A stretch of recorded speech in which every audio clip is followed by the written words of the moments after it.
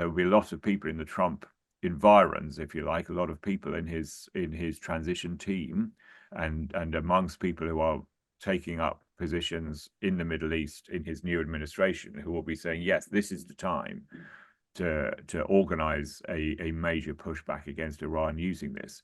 And I say one possibility, which I suspect some of those Trump appointees and advisors are looking at, is trying to get some sort of deal together whereby, for example, Assad is given support against these rebels, but on condition that he tries to get rid of Iran. I don't think that will work, but I suspect that will be one of the things they're thinking In of. terms of the wider international reaction, China's foreign ministry has come out and said that it supports Syria's efforts to maintain national security and stability, and that China is willing to make positive efforts to prevent further deterioration of the situation in Syria. What is Beijing's view of this, and what do you think they mean by positive efforts in this context? Good question. That on both fronts. I mean, historically, China slipstreamed behind Russia on this. So back in 2011, 2012, when I was reporting on all the various UN discussions on this issue, China was a very quiet voice, but it did come in behind Russia on vetoing various attempts to impose UN sanctions on Assad or give other forms of UN-backed diplomatic support to the opposition. Russia did take part in various peace processes, which led to various UN resolutions, but the more aggressive ones were vetoed by Russia with Chinese support. So China's coming quite strongly morally, if you like, behind Russia's support for Assad, and therefore behind Assad as well. That didn't lead to much practical consequences. You haven't seen China providing weapons to Syria, to the regime, for example, nor has there been much diplomatic attempt to intervene. You haven't seen lots of Chinese envoys going and standing beside Assad, or Assad getting state visits to Beijing or anything like that. There is obviously the implication of that is, do you look at Ukraine, where China is accused of providing dual-use equipment? So, China says that it is not providing weapons to Russia for the war in Ukraine, but there's no doubt that it's providing, technical support in the sense of it's providing electronics and other components that are being used in the Russian arms industry to build new tanks and whatever to resupply their front lines, and that's something that's angered the West. So in that sense, if Russia continues to support Syria, then China is also part of that.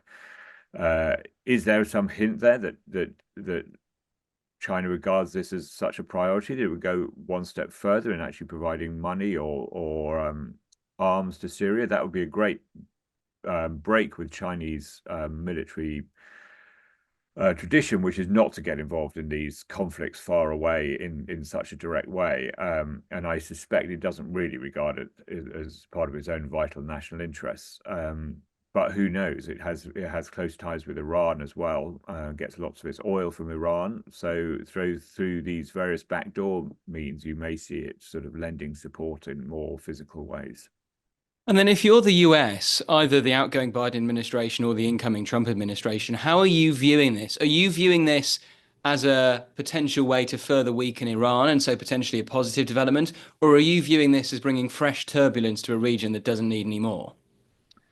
I actually think the former. I suspect that that the American establishment, well, if there is such thing as the American establishment anymore, it's very hard to know with America whether there is such thing as America when it comes to international affairs, because Trump and Biden speak so different about it, but also elements within the Trump movement speak so differently about it. This big split between the isolationists who just want to pull out of all these conflicts, and those who have a very much more aggressive pursuit of what they regard as their interests in terms of taking on Iran and pariah states and so on.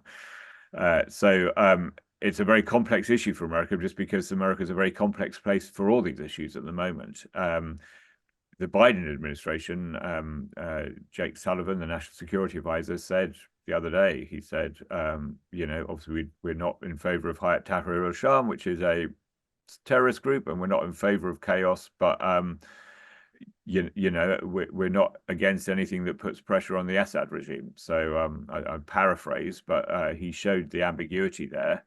I suspect Biden is not really thinking this is going to be any of his business. I don't think there's any great American strategy around this. No one expected it to happen. Lots of people are talking about it for sure. But this is going to be playing out during this transition period. And as for Trump, I mean, who knows what his thinking about Syria is. There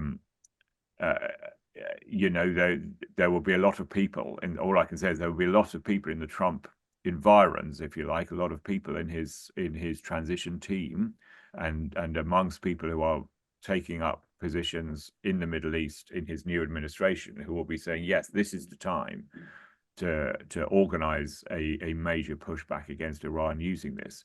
And I say one possibility, which I suspect some of those Trump appointees and advisors are looking at, is trying to get some sort of deal together whereby, for example, Assad is given support against these rebels, but on condition that he tries to get rid of Iran. I don't think that will work, but I suspect that will be one of the things they're thinking of. If he gets rid of Iran, he could get out of the Syrian environment. Then you could get more support from Saudi Arabia, from the UAE,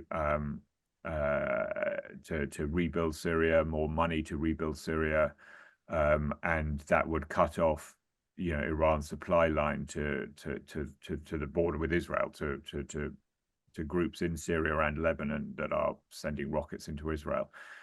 I don't think Assad would ever do that. I think that reliance is too strong, but I suspect that some people in Washington are thinking that way.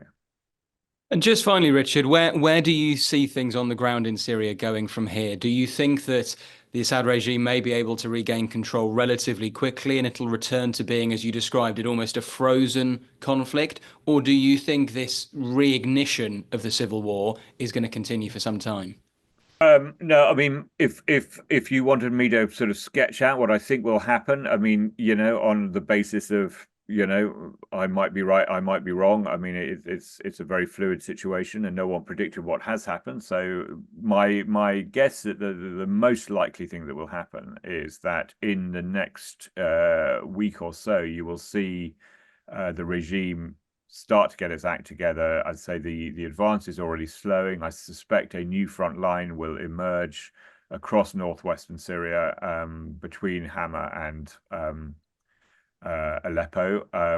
There's a very sub question of whether the regime can go south into Latakia, which is a very regime-dominated area, because it's where the Alawite minority are mostly based, which is that minority that the Assads are part of that rule Syria. But I suspect they will not get there. I would suspect they will not get to Hama, that new front lines will emerge. At that point, when those merge, they will be stable for a while Assad talks to Russia and talks to Iran and tries to plot their counterattack. But I wouldn't expect to see that counterattack immediately. I may be wrong about that. There will certainly be an intensive bombing of rebel areas, which will cause a lot of civilian casualties. But an actual physical assault might happen next year, I suspect, maybe in the spring. That's my guess. In the meantime, other issues will play out, like the Kurdish little areas in northern Western Syria. We're already seeing, the groups that control those areas, the SDF, or with their, which is the Western backed force, and the YPG, which is the Kurdish element of that force, which controls these small areas northeast of Aleppo. They're already evacuating. There might be some, there is already civilian displacement of Kurds who don't like Tahrir al-Sham. They don't like the rebel groups, particularly the ones backed by Turkey.